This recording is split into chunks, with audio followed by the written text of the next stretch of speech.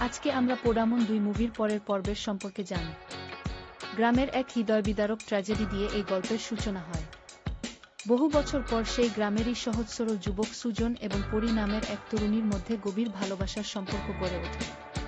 কিন্তু গ্রামের সামাজিক নিয়ম, কুসংস্কার এবং সামাজিক বৈষম্য তাদের এই প্রেমে বাধা হয়ে দাঁড়ায়।